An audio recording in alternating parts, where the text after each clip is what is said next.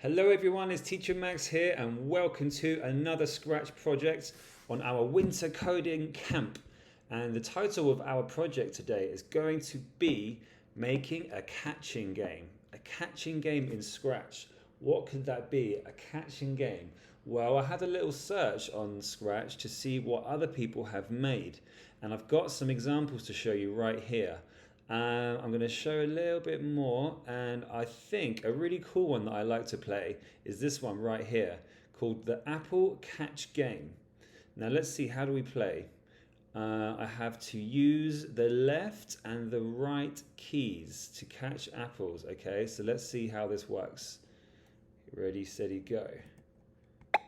Oh yes.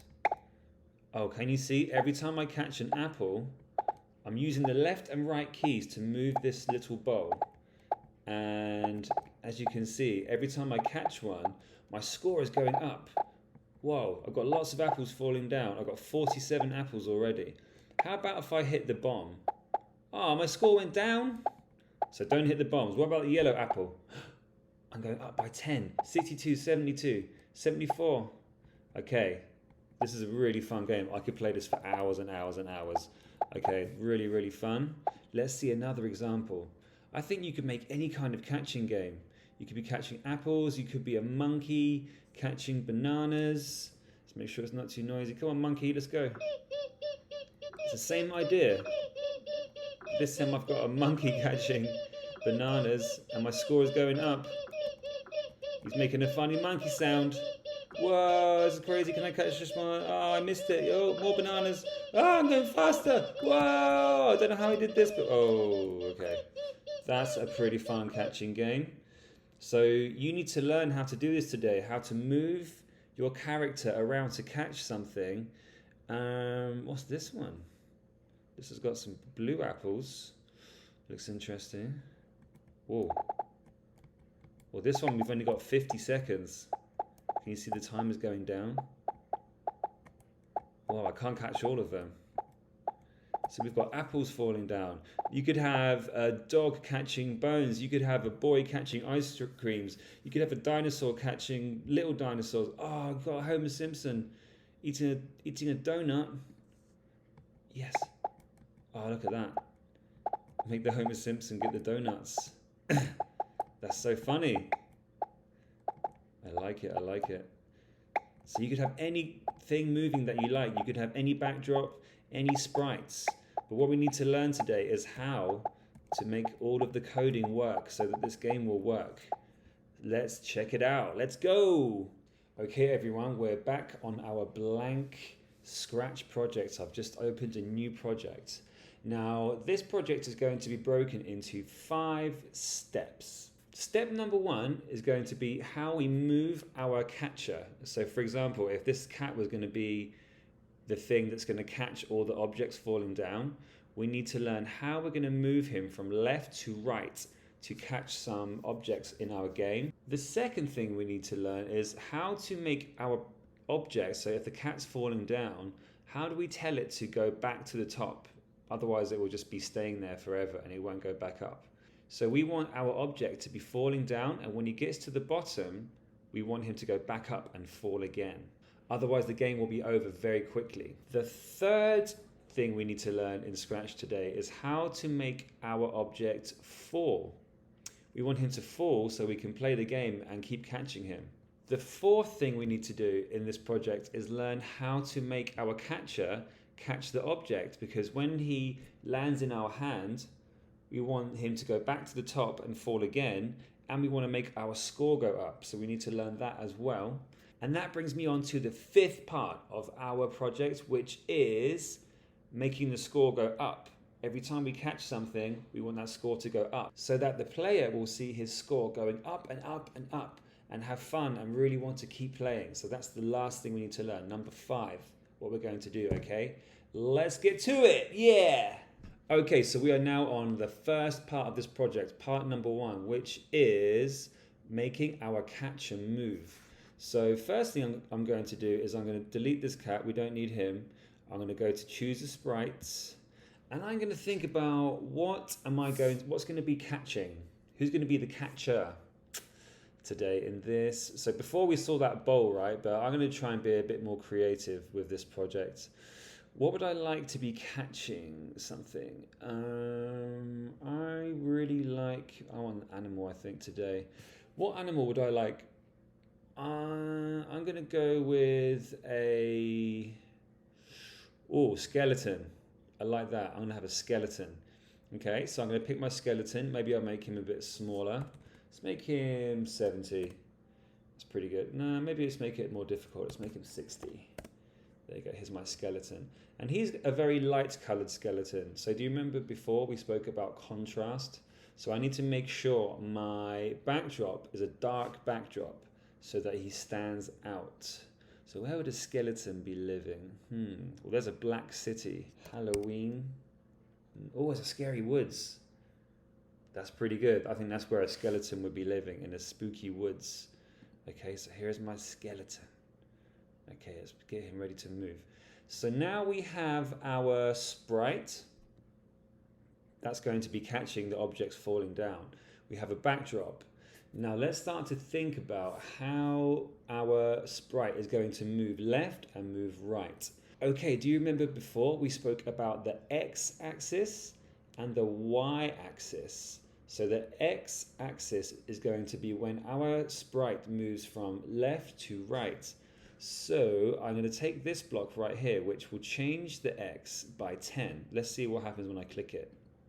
Oh, it's going over there. Great. So we want that to happen when we press the right key and the left key.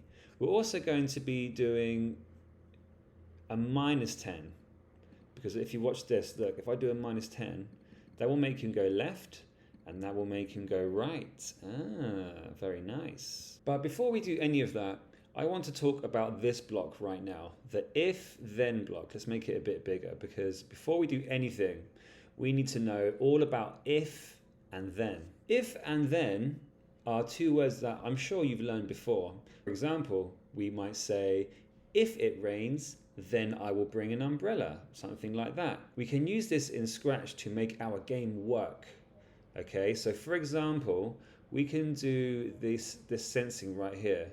This is very useful. So if something is touching my mouse pointer, okay, so we're in the sprite right now, we're in the skeleton sprite. So if my mouse touches that sprite, we can maybe tell it to start a sound like this. Oh, that's a nice little skeleton sound.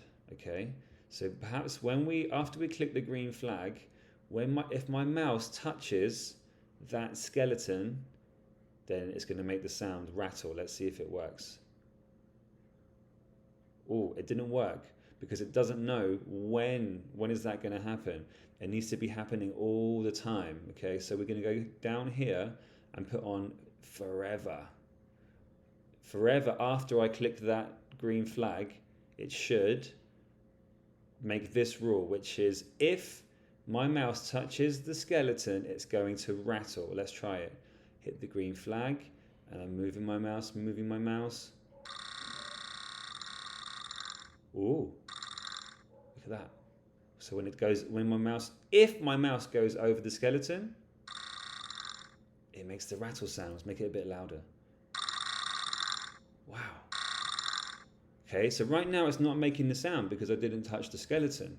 But if I go over it, nice. And we have to put the forever block on there, otherwise that rule won't be happening. It's a forever rule, okay? So that's what's happening when I touch the skeleton, and that's how we use if-then blocks, okay? But I'm going to delete that one now because we don't need it. It's for later. So I'm going to take a new if-then block, okay? So we want him to go over to the right and change his x by 10.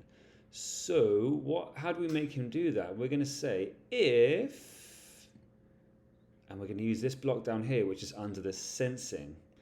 And it's going to be it's not going to be if we press space, it's going to be if we press the right arrow.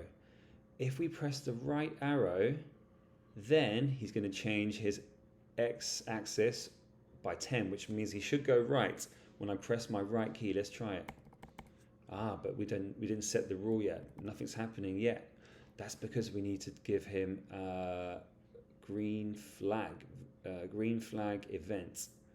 So when I click the green flag, the skeleton should go that way if I press the right arrow key. Let's try that. So I press the green flag. Yeah, it's still not working. Why not? Because I didn't tell the computer this is forever, not just the time when I press the green flag. It's forever. It's a forever rule going on forever. So I'm going to put forever in here. Now let's try again. Green flag. Right. Is this forever rule going to work now? I'm going to press the right key. Are you ready? Yes. There he goes. So don't forget, you need a if right arrow key is pressed, change your X by 10. That's the motion. And don't forget, put your forever block on there so that the computer will always be ready for you to press the right key. I'm moving back here with my mouse. Okay, he's ready for the next one. So also, I'm going to put that in right underneath. Change X by -10. If I press that's not going to work though, because now he doesn't know where to go. I need to make a new one. So, forever, if then. So let's change it. Let's make a new one for the left key. So if the left key, the left arrow is pressed, you will change your X. Oops. This needs to go on the outside. So now I've got my next one down here, and this is for the left arrow key, which is -10 on the computer. So if I press the green flag, this rule should now be forever. Forever, if you press the left arrow key, please make the skeleton go that way. So I'm going to hit stop, and let's see if we can go left and right. And if he does, that means we have our sprite ready to control. Go. So I'm going to go right. Yes. Can you go left? Yeah, look at that. Awesome. So my skeleton now has 2 pieces of code. One to make him go right and one to make him go left. And I used the if then blocks, and I used a forever rule, and I also put a motion block in there to tell him where to go. So I want you to try that now, please, and get your sprite ready to move and ready to catch. Yeah. All right. Okay, everybody. So we have our skeleton ready to go. We can move him left and right using the left key and the right key on my keyboard.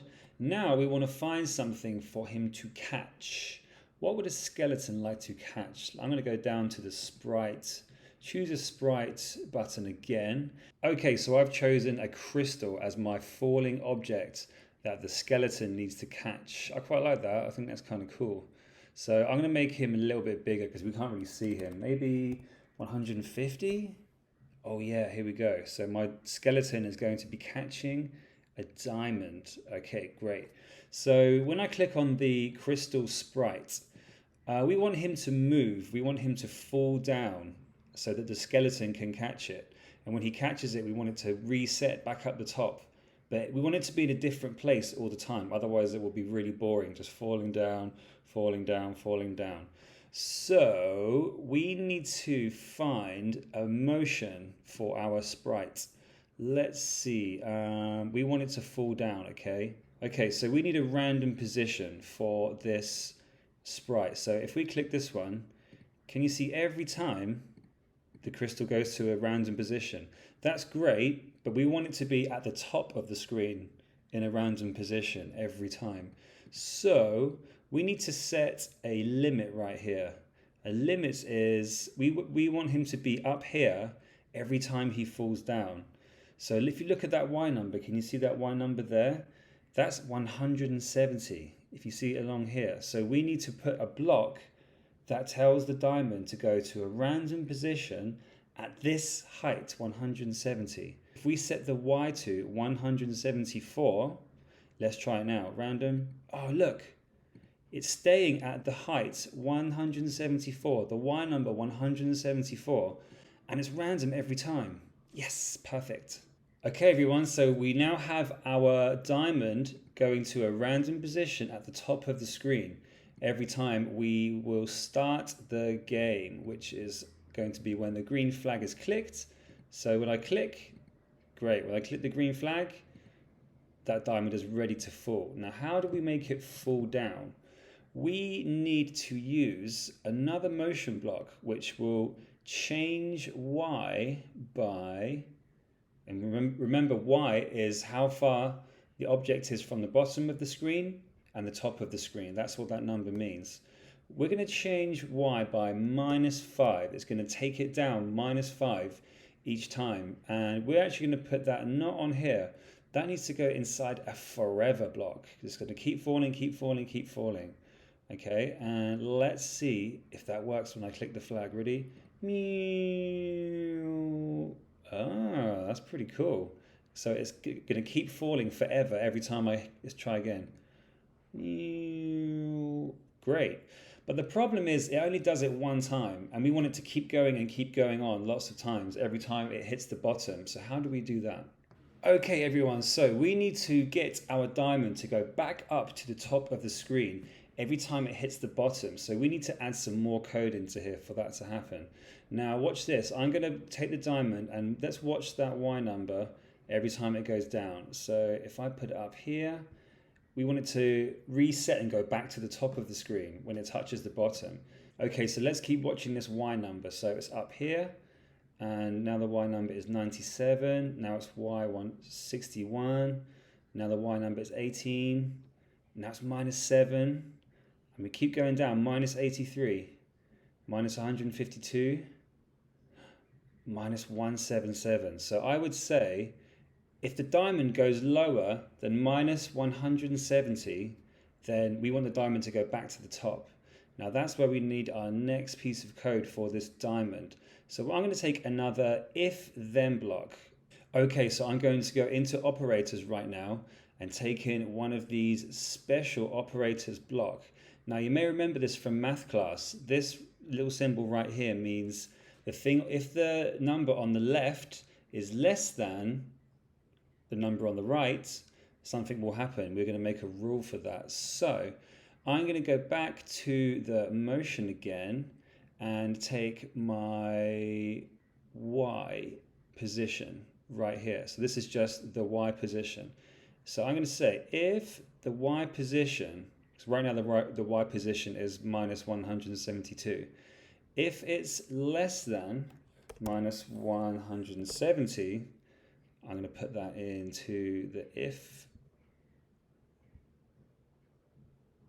Y position is less than 170, and we're going to use this part again. I'm going to duplicate this part because we can just use that again and put that in here.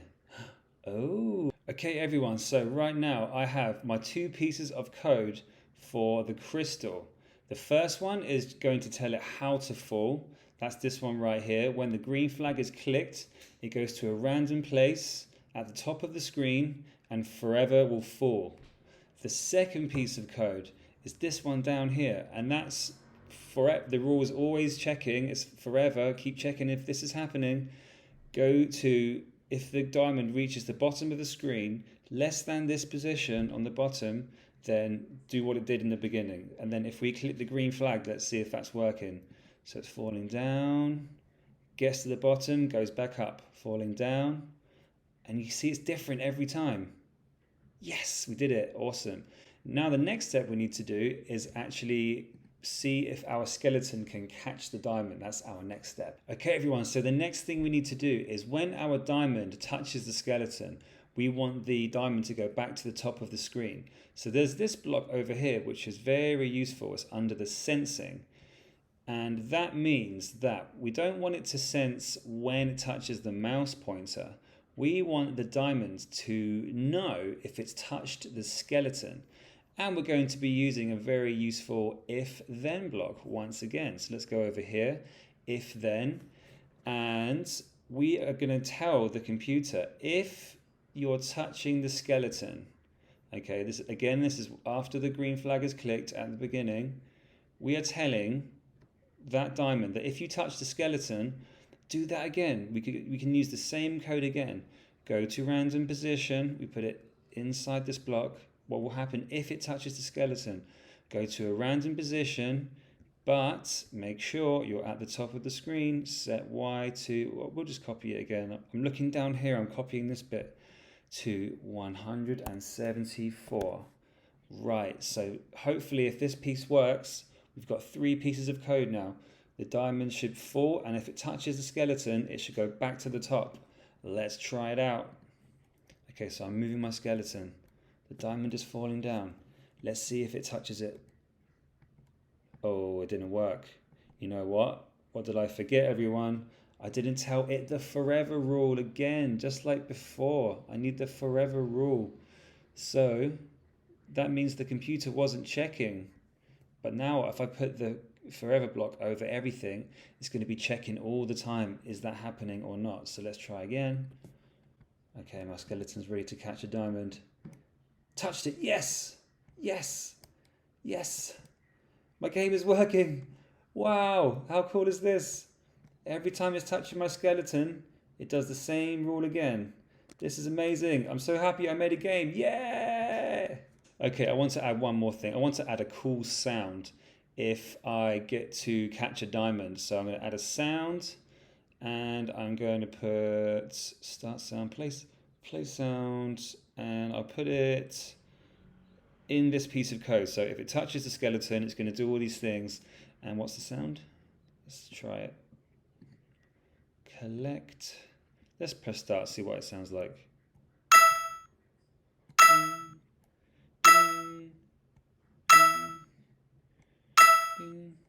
Sure. No, I think I'm going to have a different one. I think I'm going to have a different sound. That one's not spooky. Or magic spell. Let's try magic spell.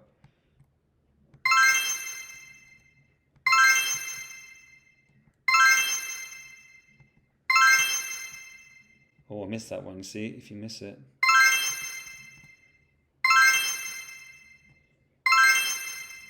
Pretty cool. Yeah, I'm going to have magic spell. Okay, now there's one more thing we need to make happen when our skeleton catches a diamond, and that is for our score to go up.